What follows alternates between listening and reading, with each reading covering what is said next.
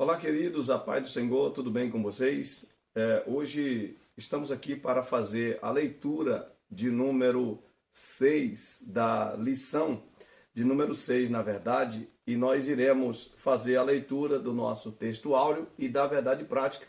E posteriormente estaremos ouvindo o nosso louvor, que é do tema da lição, e também fazendo a leitura bíblica em classe. Claro que, antes de tudo, nós iremos orar, apresentar a Deus para que nós tenhamos uma lição abençoada e que cada um de vocês que nos ouve possa ser edificados e tocados pela palavra de Deus. Oremos. Querido Deus e eterno Pai, te agradecemos porque até aqui o Senhor tem nos ajudado. Queremos te pedir em favor de cada ouvinte que está ouvindo essa mensagem nesse momento, onde quer que esteja, que as tuas bênçãos possam o alcançar e que eles possam ser edificados pela tua palavra. É o que nós te pedimos e já te agradecemos em nome de Jesus. Amém. Vamos então para o louvor e logo em seguida estaremos fazendo a leitura do tema e também do texto áureo e da verdade prática.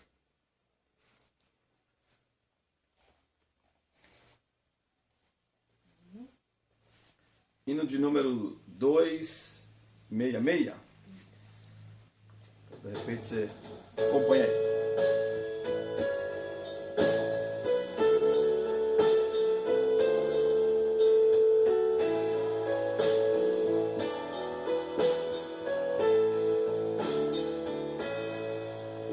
Nós resgatados fomos por quem nos quis salvar. Em Cristo livres somos pra nunca mais pecar. Em Cristo livres somos pra nunca mais pecar.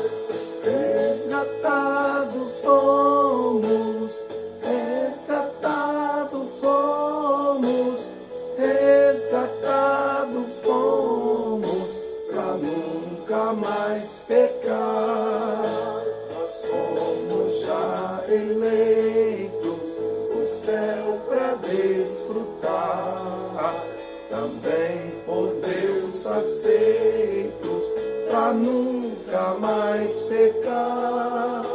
Também por Deus aceitos pra nunca mais pecar. Resgatados fomos, resgatados fomos, resgatados fomos pra nunca mais pecar. A imoralidade havemos de gozar, pois temos liberdade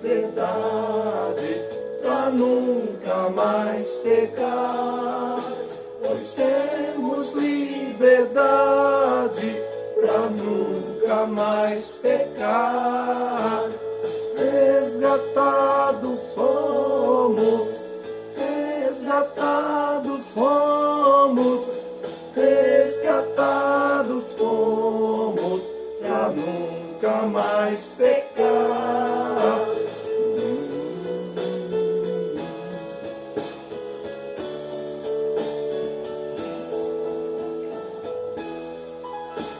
No meio dos remidos a Cristo vou louvar, por tê-lo recebido pra nunca mais pecar.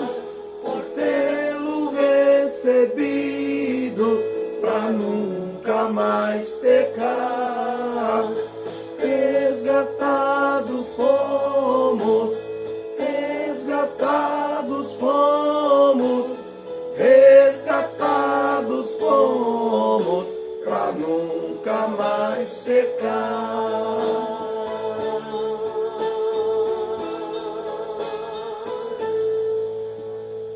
Ô glória!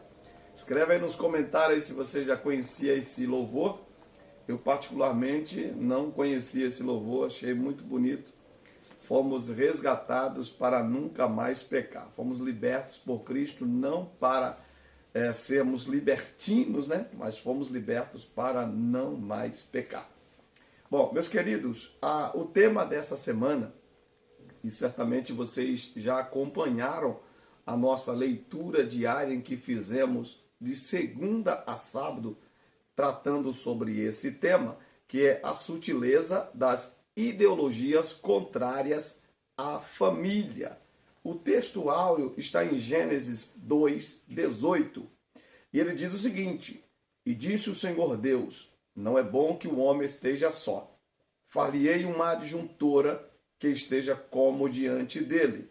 A verdade prática diz, dentre os muitos perigos que a sociedade contemporânea enfrenta, estão aqueles de natureza ideológica que planejam destruir a família.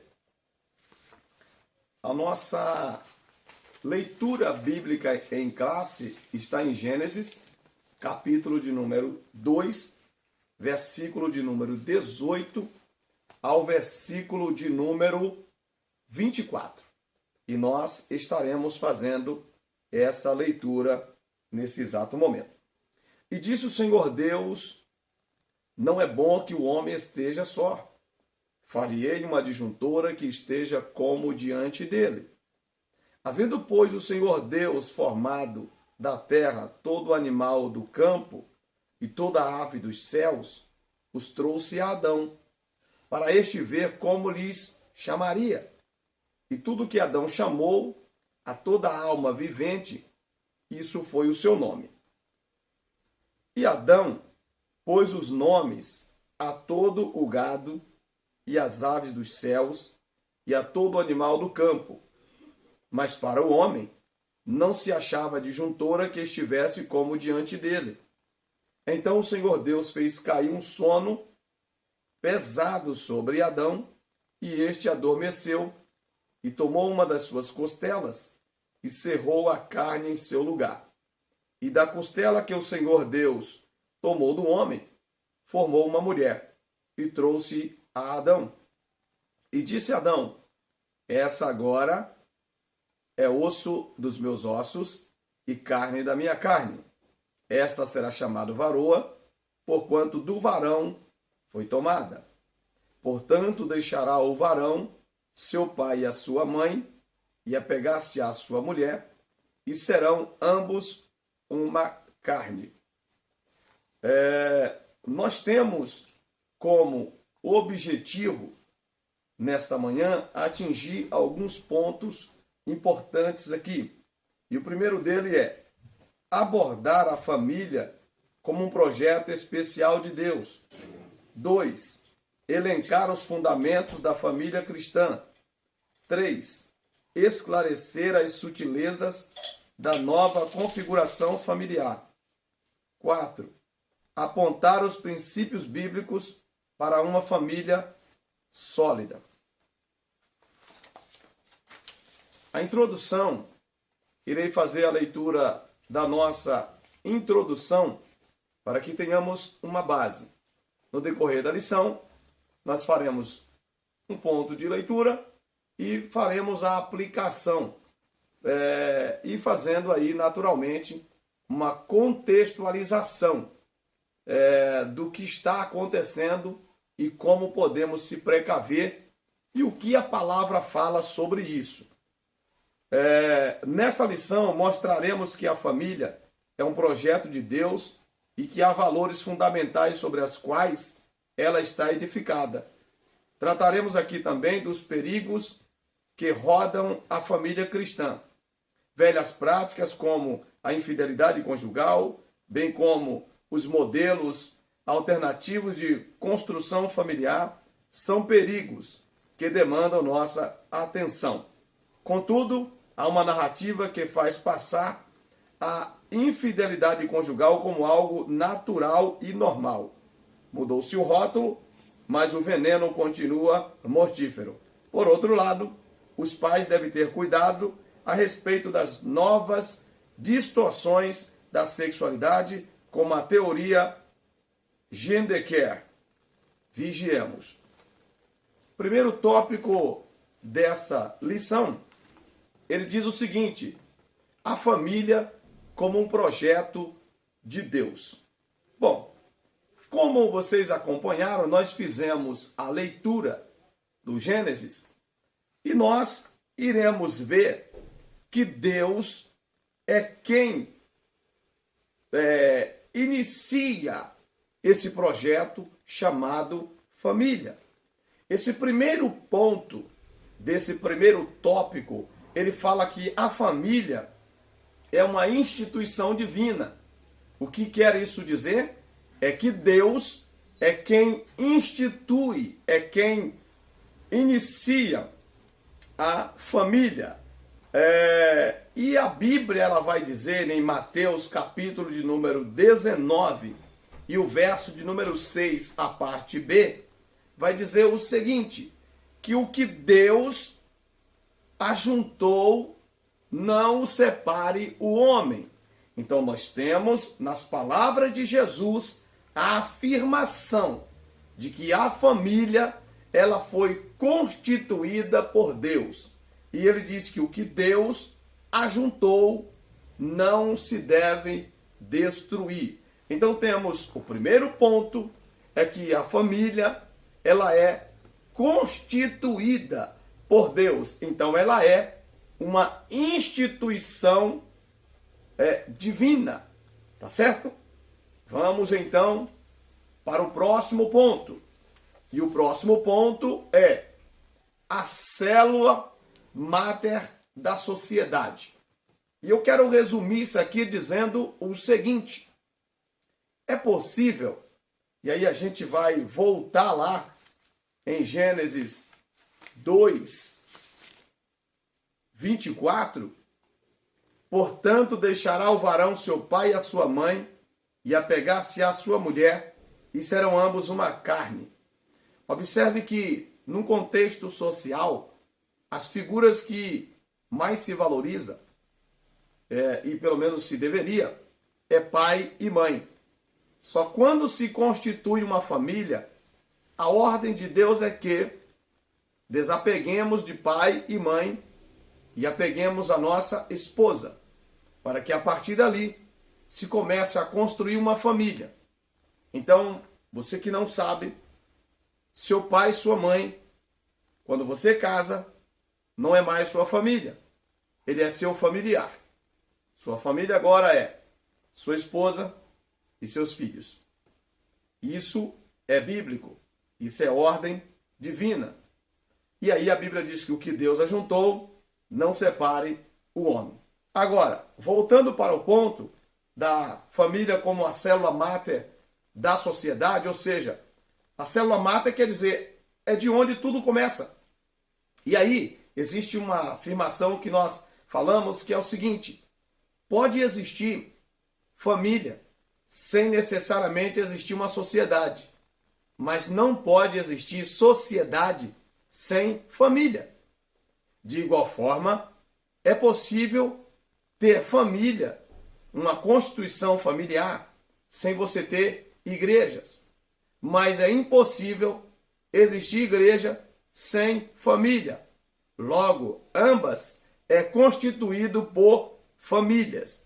Então a família, ela é a célula máter, ela é a base da sociedade e a base da igreja. E é exatamente por isso que o adversário, ele ataca a família. Porque se a família não está bem, nada vai bem. Se você não tem uma estrutura familiar em casa, você nem quer voltar para casa. Por isso que é muito importante ter uma base familiar. E a Bíblia, ela fala sobre isso. Tá certo? Então aqui nós concluímos o primeiro ponto, o primeiro tópico dessa lição. E para nós fazer uma síntese, voltamos ao seguinte ponto. A família, primeiro, ela é uma instituição divina. E segundo, por ela ser uma instituição divina, ela também é a célula máter da sociedade. Então é importante que isso fique bem gravado na sua e na minha mente. A família é uma instituição divina e por essa razão ela também passa a ser a célula máter ou a célula base para a sociedade. Tá certo? Vamos lá. Tópico de número 2. O tópico de número 2, ele fala sobre os fundamentos da família cristã. Bom, e por que nós estamos falando dos fundamentos da família cristã? Porque a família, por mais que ela seja uma família tradicional, e a família, quando nós falamos da família tradicional, a ideia que nós temos é uma família constituída por um homem, uma mulher e seus filhos. Num contexto religioso, nós temos a família cristã e a família não cristã. Porque você pode ter família sem religião. Então você pode ter uma família e eles são ateus. Você pode ter uma família constituída por pessoas que são espíritas.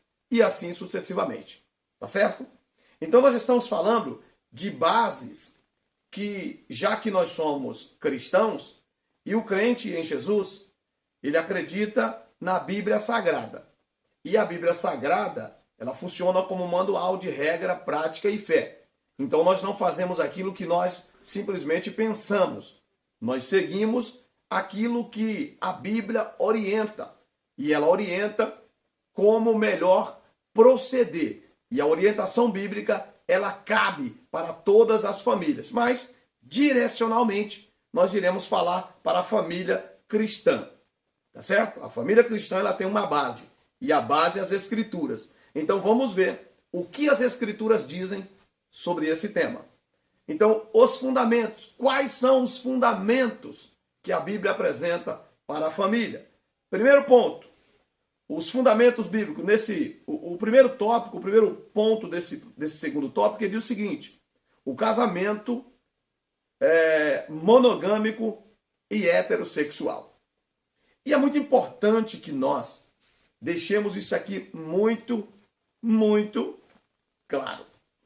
Vamos ver uma referência? 1 Timóteo 3:2.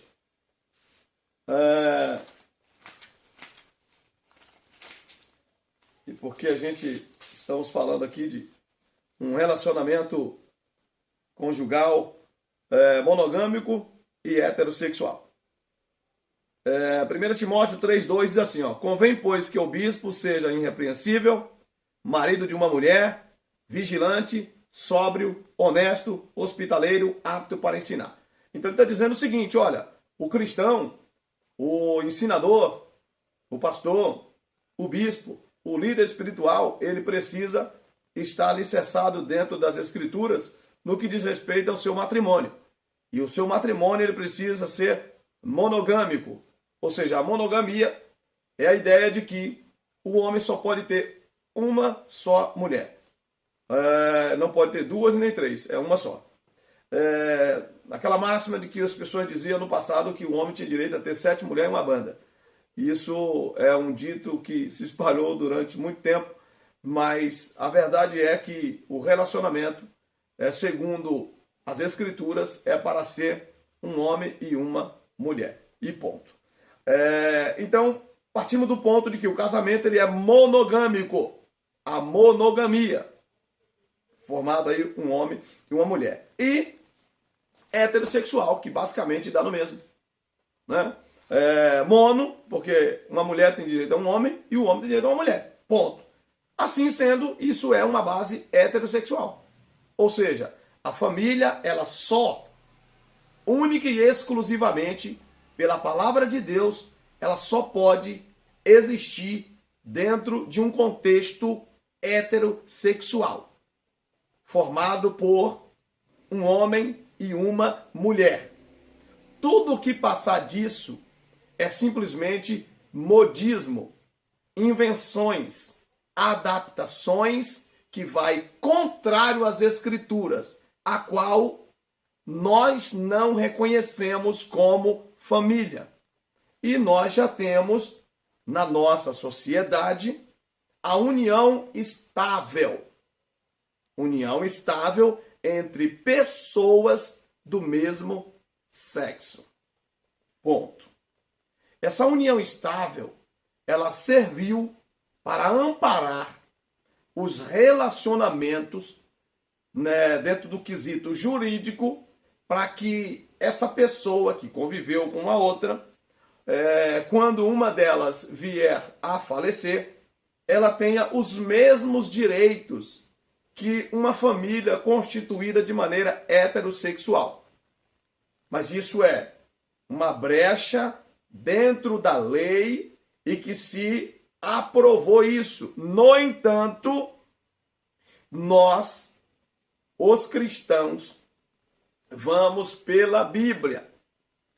Tudo aquilo que foge desse contexto do casamento monogâmico e heterossexual não é reconhecido nas igrejas.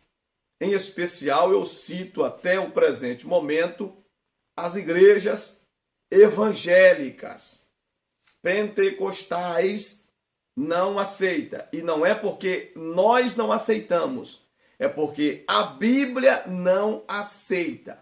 E se a Bíblia não aceita, nós não aceitamos. Não estamos aqui dizendo que essas pessoas serão enxotadas das nossas igrejas. Não é isso que estamos a dizer.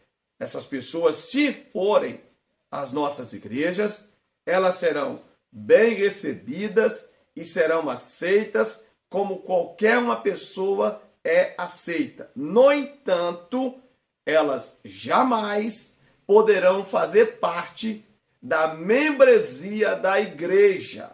Elas poderão frequentar os cultos como congregados, como pessoa que gosta de ouvir a palavra, mas jamais poderão fazer parte de conjuntos da igreja ou passar pelas águas batismais e até mesmo ter oportunidades. Ponto. Isso porque esse relacionamento não é reconhecido pelas Escrituras. Única e exclusivamente por isso. Ponto. Bom, já falamos aqui em Timóteo, e aqui ele fala o seguinte, que a poligamia deve ser rejeitada como forma distorcida e pervertida da construção familiar. Então já se tem, havia um projeto tramitando no Congresso chamado de poliamor. Então se você digitar aí no Google um projeto de lei chamado poliamor, você vai ver o tamanho da aberração que é esse projeto. Em resumo, esse projeto daria base a qualquer tipo de amor, seja ele entre pessoas do mesmo sexo, ou pior, um pouco pior. Se um pai ou uma mãe decidisse que tinha um determinado sentimento afetivo, íntimo, por esse filho ou por essa filha, ele então poderia casar-se e ter relacionamento íntimo com essa pessoa, amparado pela lei. Felizmente, esse projeto não passou e não passará, e você precisa estar atento, pois se porventura, em algum momento, alguém tentar aprovar, é preciso que a família se manifeste. Nós não estamos falando aqui que as pessoas elas são privadas de fazer o que elas quiserem. O que elas não podem é criar uma lei para que isso fique legal. Para que isso seja empurrado goela abaixo dentro da sociedade, na goela da sociedade e posteriormente na igreja. Pois nós temos um manual de regra, prática e fé, que é a palavra de Deus, cujo manual não serve para atacar a sociedade ou para desprezar ou denegrir a sociedade. Pelo contrário, para ampliar as bases da sociedade no que diz respeito à normalização, aquilo que é normal, aquilo que é púdico, aquilo que é moral. A Bíblia só condena tudo aquilo que é nocivo para a minha e para a tua vida. Tá certo? Então já vimos que o Senhor Jesus, ele fala também sobre isso. Jesus, ele mostra em Mateus 19:4 que Deus criou o homem e a mulher. E o que isso quer dizer? Isso quer dizer que o gênero é baseado no sexo biológico. Não há um terceiro sexo. Então, biblicamente, o casamento ele precisa ser heterossexual. Então, quando Jesus fala que o Criador criou macho e fêmea, ele está dizendo o seguinte, o gênero, ele é baseado na biologia. Ele não é baseado, por exemplo, no achismo.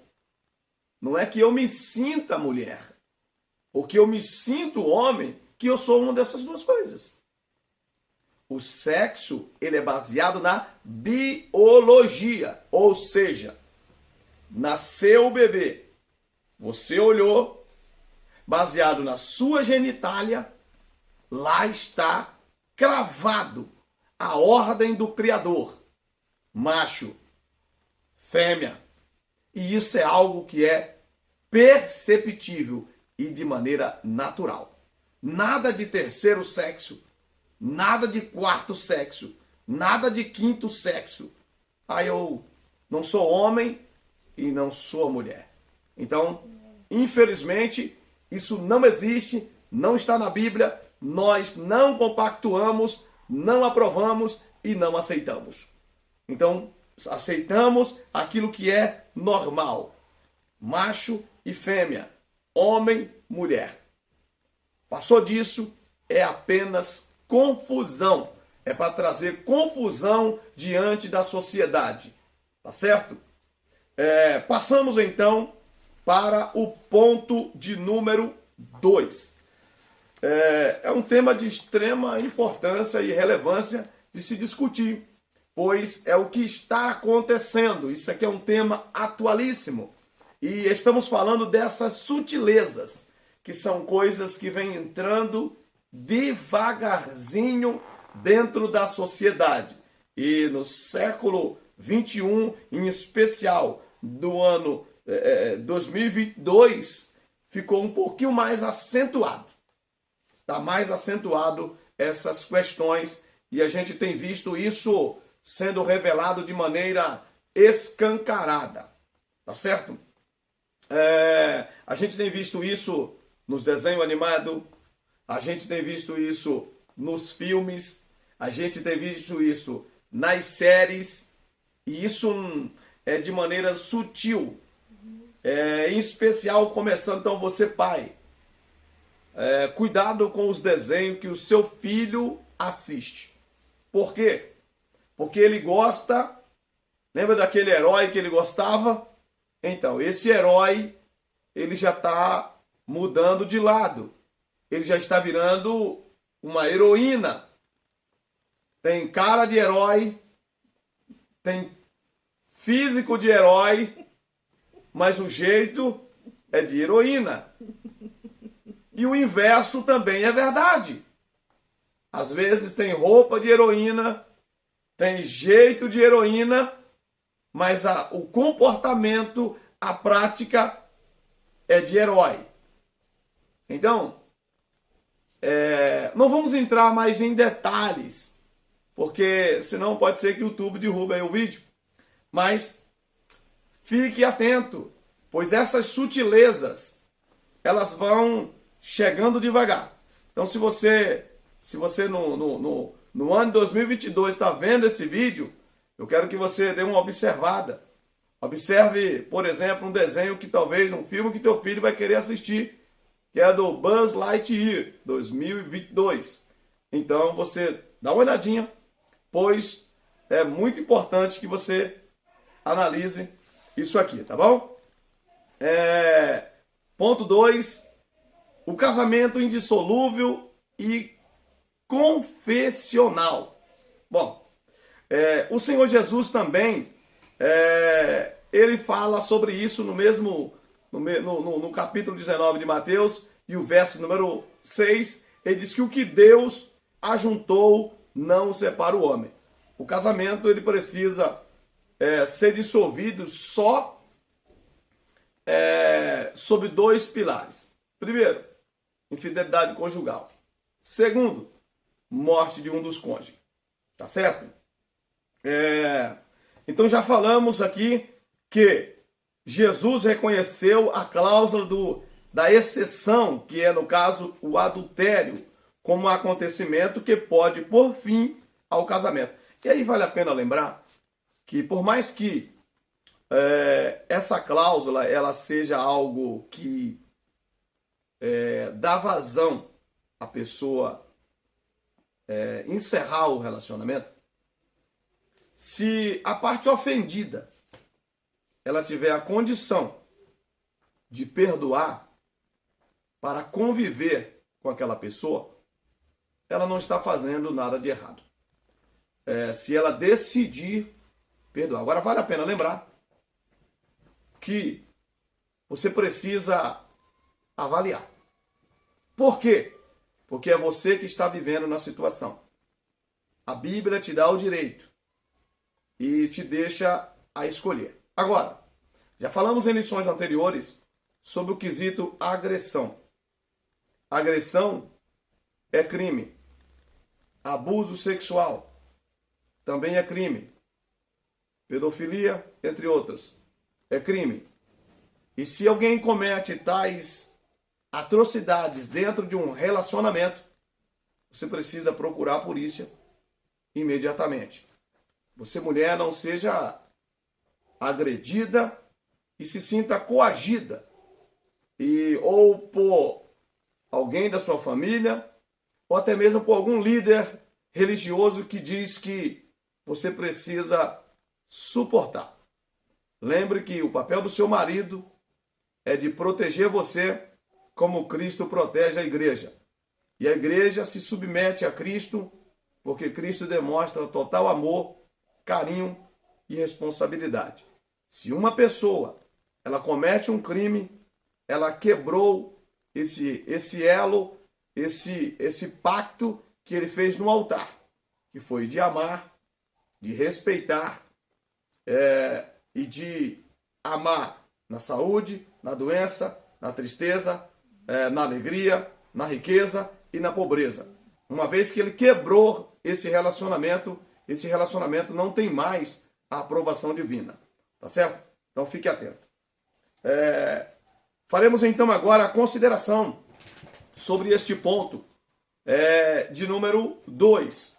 Primeiro, o tópico de número 2 dessa lição, ele diz o seguinte, que o relacionamento, que é a monogamia, a heterossexualidade e a indissolubilidade são fundamentos da família cristã. Então, os fundamentos da família cristã. E por que precisa ficar claro isso aqui que nós estamos falando da família cristã? Porque já falamos aí do poliamor. Porque já falamos que o homem imoral, ele joga dentro do relacionamento tudo quanto são coisas imorais. E para ele, está tudo bem. Mas para aquele que teme a Deus, para aquele que obedece a sua palavra, ele jamais irá deixar cair um desses pilares. Que é o pilar da monogamia, o pilar da heterossexualidade, o pilar da indissolubilidade, a não ser que seja pelo aquilo que nós já ressaltamos. E nesse momento nós iremos para o tópico de número 3. A sutileza da nova configuração familiar. Bom, vamos lá. Eu vou ler aqui um artigo, um ponto de um artigo, e isso estava a dizer que era do ano de 2011, que foi maio de 2011. O Supremo Tribunal Federal, o STF, reconheceu a união homoafetiva como núcleo familiar, como qualquer outro. Isso porque não havia e nem há uma lei aprovada no Congresso Nacional que legisle sobre esse assunto. A partir do entendimento firmado pelo STF em maio de 2011, o Supremo Tribunal de Justiça, o STJ, determinou em outubro daquele ano que o mesmo reconhecimento se aplicava para os casamentos. Para evitar a falta de reconhecimento nos cartórios, o Conselho Nacional de Justiça, o CNJ, publicou uma resolução em que regulamentava os trâmites e proibia os cartórios de recusar a celebração de casamento civil e a conversão da união estável em casamento entre pessoas do mesmo sexo. E aí você pode pesquisar até mesmo nas redes sociais sobre esse tema para se inteirar um pouco melhor. Mas é aquilo que eu falei anteriormente. Existe já isso e foi debatido exatamente pelo fato de que essas pessoas queriam que pudesse ser feito o casamento dentro das igrejas. E uma vez que eles pudessem casar dentro da igreja, seja ela católica, seja ela evangélica, ele poderia fazer parte da membresia de igual forma. E isso foi amplamente discutido. Então, hoje é reconhecido a união estável. Não é um casamento, mas é uma união estável. E isso pode ser feito hoje em cartórios. Isso já deu bastante repercussão sobre esse tema. Mas hoje se faz aí, por exemplo, o cartório reconhece uma união estável, que é para que as pessoas tenham os mesmos direitos, do mesmo jeito que um casal heterossexual, no que diz respeito à questão do caso venha falecer uma das partes. Ponto de número 2, sexualidade não binária. E aí já falamos um pouco sobre isso. Mas aí então eu vou ler. E aqui o que quer dizer essa questão não binária? Isso é uma coisa tão complexa às vezes, que você tenta ler um artigo e você tem dificuldade de interpretar porque eles mesmos não sabem definir. Porque cada hora vai aumentando as coisas, né? Mas vamos ver aqui o que diz aqui, um artigozinho aqui. Uma pessoa não binária é aquela que não se percebe como pertencendo a um único gênero. Nesse aspecto, ela acredita que a expressão de gênero não se limita ao sexo masculino ou feminino, ou seja, à biologia. Então essa pessoa, ela não se identifica com a biologia, o seu sexo biológico. Olhou, macho. Não tem fêmea. Então essa pessoa não se identifica nem com um lado, nem com o outro. Então ela é não binária. E aí chega um pouco pior, porque tem uns que acham que é os dois. Aí complica. Dá ruim também. Quando a gente pensa que está melhorando, na verdade não está. Vamos lá. Nesse aspecto, ela acredita que a expressão de gênero não se limita ao sexo masculino e feminino. Essa pessoa é Grendecker. Nem sei se nós temos aqui essa palavra como... eu nem... Não sei se tem aqui na revista já a tradução, porque eu não busquei a... Não tem. Não tem. Mas se vocês quiser saber aí, depois é só perguntar aí que a gente dá um jeito de dar uma pesquisada e colocar aí para vocês, talvez um videozinho menor, e aí ficar na página aí também. Assim, uma pessoa não binária pode achar que não é homem ou mulher. O que eu falei agora? Tava confuso, não tava? Então, pensei que ia dar uma esclarecida, mas agora piorou. Então essa pessoa, ela é não binária. Tá, beleza. Não é homem, não é mulher. Ela é o quê? Não sei. Não é homem, não é mulher. Não, eu não sou binário, não é binária. Não sou nenhum e nem outro. Não. Eu não me identifico com a biologia. Complicou. Nesse caso, teria uma ausência de gênero. ou ainda pode achar que é as duas coisas ao mesmo tempo. Isso significa que, mesmo tendo o órgão genital de determinado sexo, não se reconhece dentro desse gênero. Evidentemente que isso contradiz a forma de expressão da sexualidade, conforme revelada na Bíblia, Levítico 18. É também uma negação das leis biológicas que definem os sexos masculino e feminino. Chegamos até aqui, e o tópico de número 3, e chegamos num ponto em que você percebe que se isso começa a ser discutido dentro de uma sala de aula, e você começa a incutir na cabeça da criança, que está lá no prezinho, que ela não é mulher, e que ele não é homem, que ele não tem gênero, não se identifica com nenhum gênero, ou que ele é não binário, nem se identifica com um, nem se identifica com o outro, ou ele é binário. Aquela máxima que parece piada, mas as pessoas falavam para rir, falando sobre a Maria Sapatão. De dia ela é Maria e à noite ela é João. É algo mais ou menos assim. De manhã até meio-dia, o indivíduo ele se identifica com o sexo masculino.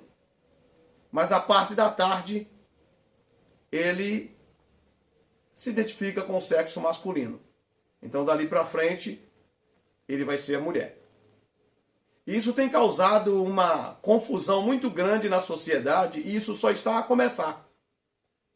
Porque já temos, em alguns lugares, banheiros destinados a pessoas transgênicas,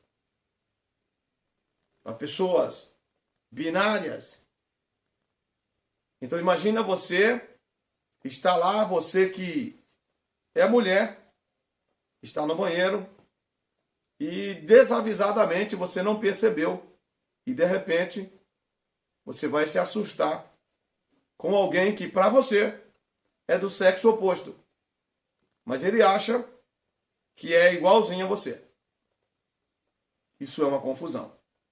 Isso já tem gerado problemas, tem gerado polêmica, tem gerado discussões e já tem gerado atrocidades.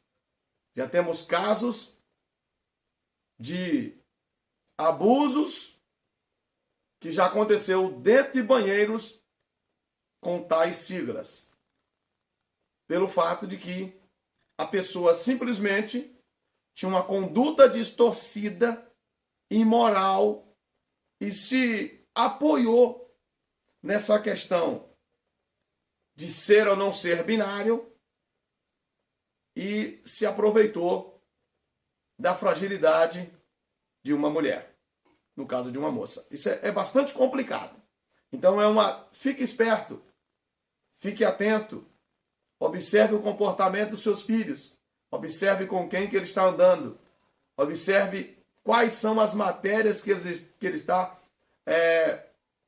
tendo na escola, quais são as atividades que os professores estão mandando ele trazer para casa. Observe o que ele está fazendo quando ele fica trancado dentro do quarto. Fique esperto, pai. Fique esperto, mãe. É o seu e o meu papel como pais monitorá-los. Tá certo? Afinal de contas, Deus nos deu essa incumbência e Ele vai requerer de nós.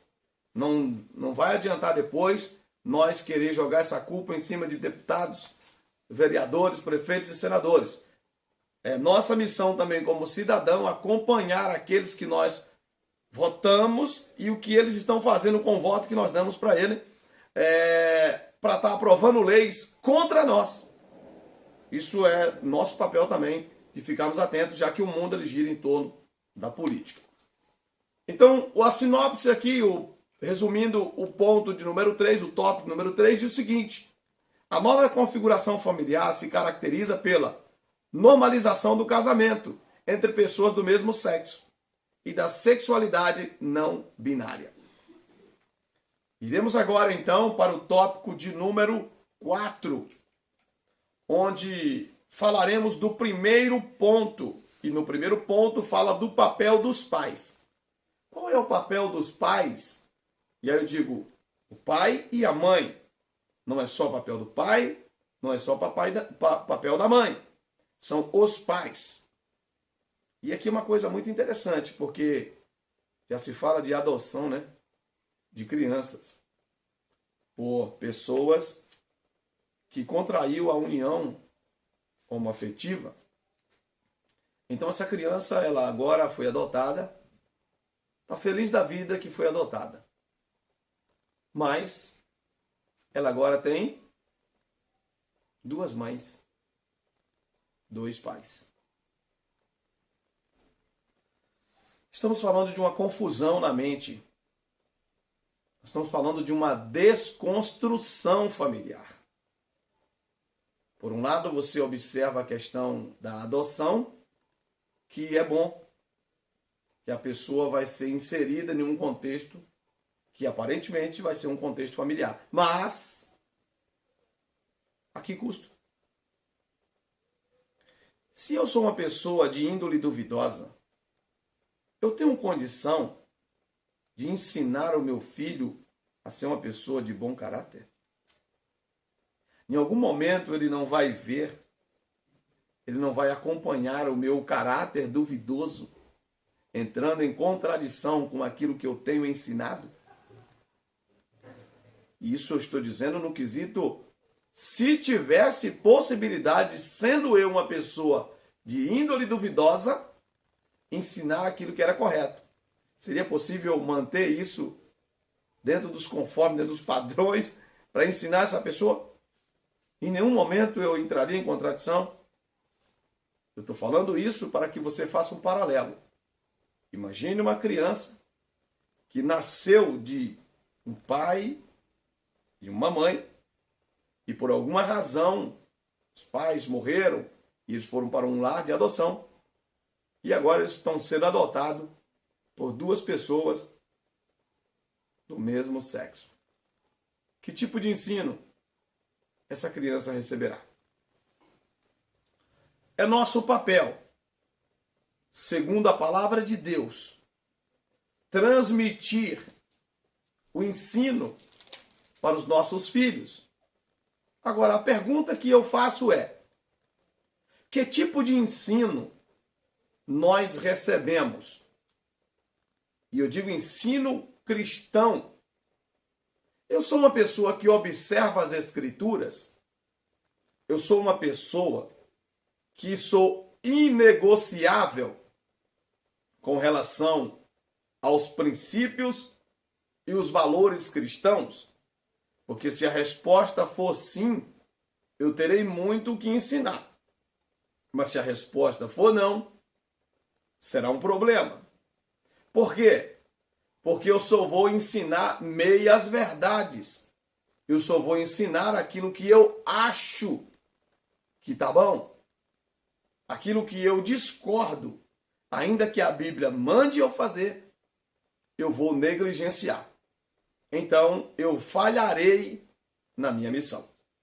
Porque os valores basilares das Escrituras são inegociáveis. Por exemplo, no Velho Testamento, se um pai tivesse um filho blasfemador, reclamão, desobediente, ele deveria levar até o sacerdote, e essa criança seria, eu digo criança, apedrejada, para que se tirasse o mal do meio de Israel. Observe, e isso porque os pais ensinaram, e eu vou ler aqui o que é que eles ensinavam, e essa criança decidiu desobedecer. E a punição era a morte. Deuteronômio, capítulo de número 6, versículo de número 6 ao 9. Está escrito assim: e estas palavras que hoje te ordeno, e vale a pena lembrar que uma ordem não é para ser discutida, apenas cumprida. Te ordeno estarão no seu coração, ou seja, é uma palavra para ficar guardada de maneira a ter acesso para não errar. E aí nós iremos falar um pouco também sobre o que eles faziam para que não errassem, para ter acesso sempre a essa informação. Verso de número 7. E as intimarás a teus filhos, e delas falarás assentado em tua casa, andando pelo caminho, deitando-te e levantando-te. Bom, eu acho, que só esse versículo já está nos dando bastante lapada. Se observarmos esse versículo, eu acho que a gente já estamos apanhando. Só acho. Verso 8. Também as atarás por sinal na tua mão, e te serão por testeiras entre os teus olhos, e as escreverás nos umbrais de tua casa e nas tuas portas. E havendo-te, pois, o Senhor teu Deus introduzido na terra, que jurou a teus pais, Abraão, Isaque e Jacó, te daria, onde há grandes e boas cidades que não edificaste. Bom, existia uma promessa do povo ser introduzido na terra prometida. E eles deveriam, ao entrar, o quesito da permanência deles lá era: não se esqueça da minha lei. Para que você não se esqueça da minha lei, você precisa criar um protocolo. Crie alternativas, seja no umbrais das tuas portas, na barra das tuas vestes, ou como testeira entre os teus olhos, ou seja, no teu ornamento de cabeça, para que você, de alguma forma, sempre tenha acesso aos mandamentos do Senhor. Então, o pai, ele tinha como missão não só conhecer as Escrituras, mas também transmiti-las aos seus filhos em todo o tempo. Quando fosse comer, quando estivesse caminhando rumo ao trabalho e quando fosse deitar. Em resumo, nada diferente do que Deus falou para Josué. Medita nessa palavra de dia e de noite, e tão prudentemente você será conduzido por onde quer que você andar. Então, o segredo do sucesso da nossa vida é observar a palavra de Deus. Do Provérbios de número 1 e o verso de número 8, o sábio está escrevendo e dizendo: filho, não despreze a instrução do teu pai e não despreze a instrução também da tua mãe. E ele vai falar que o filho sábio é a alegria do pai, mas o filho insensato é a tristeza da sua mãe. É muito importante que nós, como filhos, sejamos obedientes aos nossos pais. Obedientes aos nossos pais no Senhor. Nós estamos vivendo uma crise atual dentro da família. E essa crise é de quê? É uma crise de valores. É uma crise em que não querem mais valorizar o tradicionalismo, as bases tradicionais da família. Filhos querem fazer o que eles bem entendem. Eles querem fazer aquilo que outros da sua idade ensinam e praticam. Mas aí eu te pergunto, o que uma pessoa que nem viveu ainda tem a ensinar sobre o futuro que um idoso não tenha para ensinar melhor o que já viveu.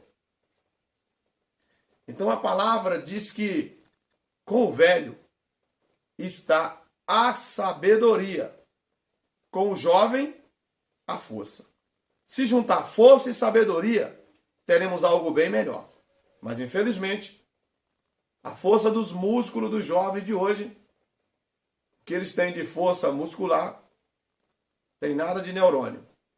E por essa razão, é uma geração quanto mais desobediente, insegura, depressiva e infeliz.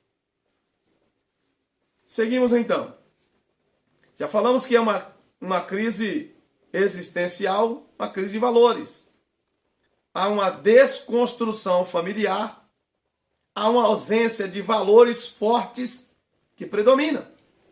Ou seja, uma vez que o jovem ele aprende o valor de algo que é basilar, ele, se praticado, isso vai perpetuar e vai trazer uma base familiar sólida.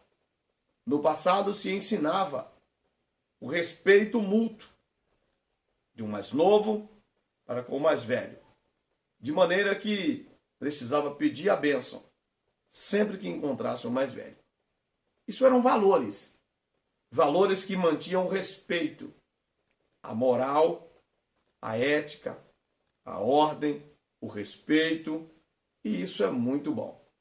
Imagina todo lugar que a pessoa chega, ele tem respeito. Automaticamente, ele tem acesso às pessoas. Ele pode conversar com essas pessoas, ele pode interagir com elas, porque ele é uma pessoa de respeito.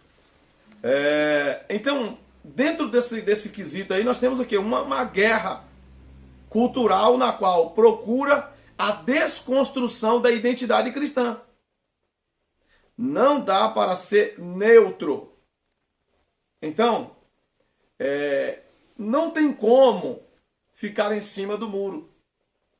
Ah, mas se eu falar, eu vou ofender A, eu vou ofender B.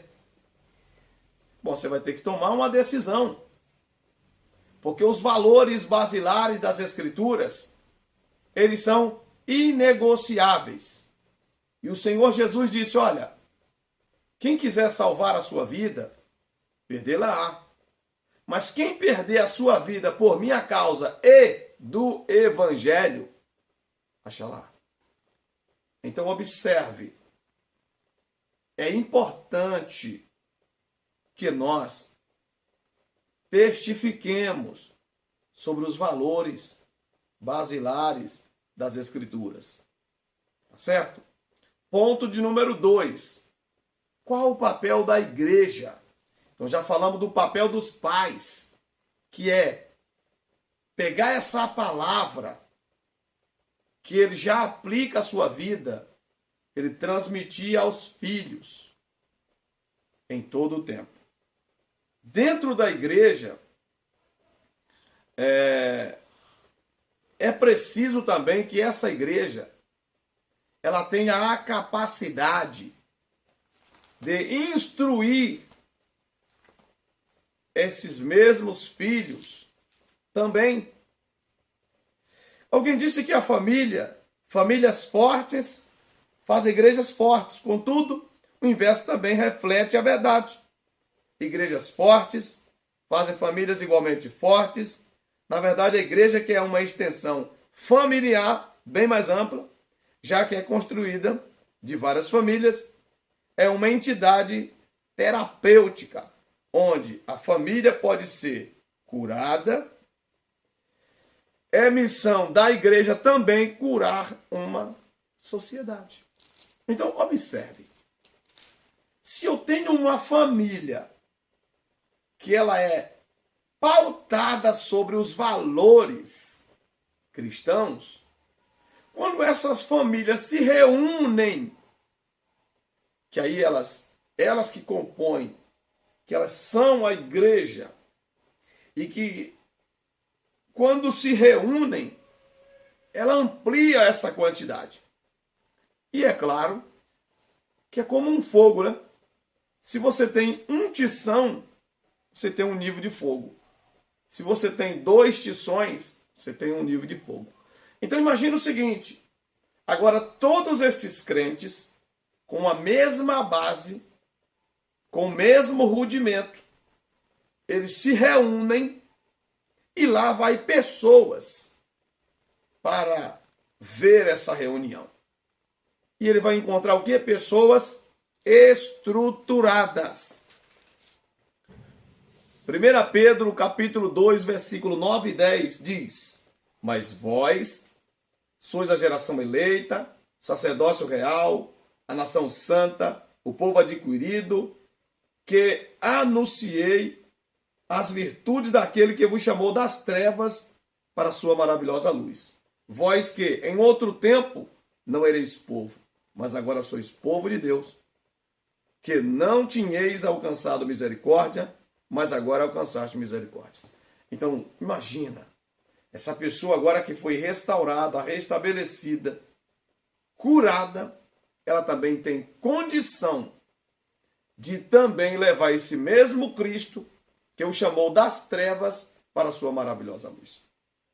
Então é inconcebível que uma igreja se reúna sem que ela tenha esse propósito. O propósito de curar vidas.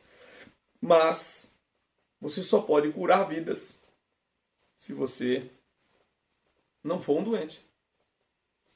Porque é a sua vida, que é o espelho, que é a carta de Cristo, lida e relida pela mão dos homens. Uma vez que essas famílias, elas se reúnem, elas conseguem curar pessoas, ela consegue atrair pessoas. É o nosso papel ajudar o nosso irmão, estendendo a nossa mão, para que ele seja amparado, tocado e transformado pelo poder de Deus e pela sua palavra. Os pais e a igreja têm papéis importantes na manutenção dos valores da família. Então, tanto a igreja quanto os pais têm papéis importantes dentro da família e na sociedade. Já dissemos que a sociedade ela é constituída por famílias.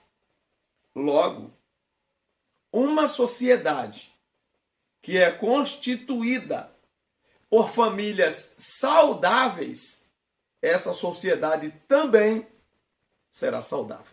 Agora, se essas famílias se tornarem omissas, negligentes na sua missão, logo teremos uma sociedade omissa e negligente. Posteriormente, contrárias à palavra de Deus. E se nós, que fomos chamados das trevas para a sua maravilhosa luz, para ser coluna e firmeza da verdade, perdemos essas características, a Bíblia diz que cuidais para que a luz que em ti há não se torne trevas. Porque caso isso ocorra, ele diz que quão grande será tais trevas. Então guarda essa palavra no seu coração. Eu vou ler a conclusão e nós já estaremos encerrando. Cheguemos ao final de mais uma lição bíblica. Vimos que a família está sob ataque. Desvios sutis procura desconstruir o projeto da família tradicional através das velhas práticas, como o do adultério, estão sendo vendidas para as famílias como normal e até mesmo necessária para turbinar o relacionamento. Um engodo do diabo. Nesse contexto de desconstrução familiar, os pais devem, mais do que nunca, firmar e inculcar nos filhos os valores da fé que uma vez foi entregue aos santos. Guarde essa palavra no teu coração. Que Deus em Cristo te abençoe e até a próxima lição.